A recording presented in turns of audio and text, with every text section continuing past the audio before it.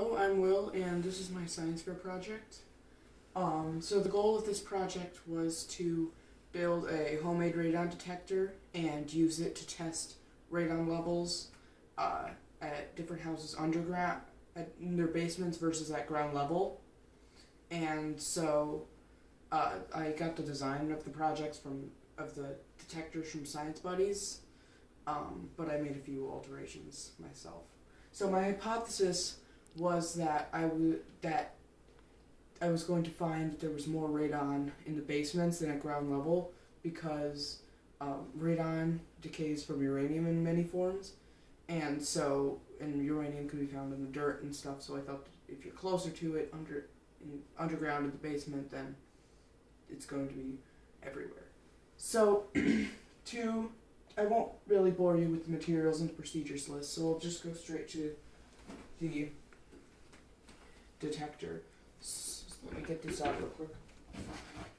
So, the procedure that I used was I would plug this in the radon daughter collector and let it sit for 2 hours, and what would happen is that the squirrel cage fan would pull air through and it would collect the radon daughters, which is really what we're detecting, but radon has a very short half-life of 4 days, which means that if the radon daughters are there, then radon is most likely going to be there.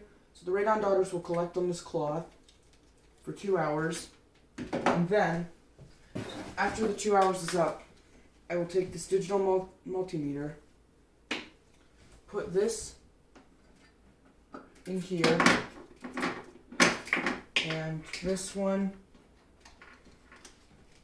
on here, and take an initial voltage reading. Then, actually it should be flipped around like this. Then, keeping that in there, I will tip this over, allowing the radon daughters to come off the cloth and pass through the aluminum foil into the inside of the can. This is version 1 of the can, so it gives you an inside view.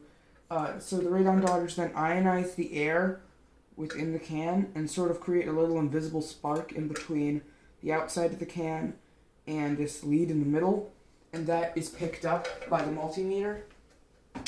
And so that the change between the initial reading that we took before this was tipped over and the reading taken afterwards is the amount of radon there.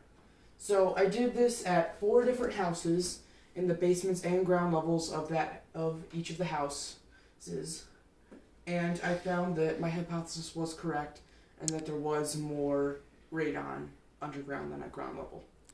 But the one regret I have is because due to time constraints, you might have seen how not good this one is. That's because I had to learn how to solder and use things like epoxy and stuff.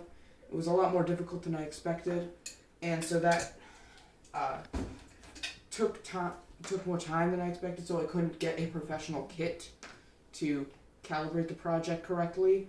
So unfortunately, it is still in the unit of millivolts instead of picocurries per liter. But besides that, this project was a success. Thank you.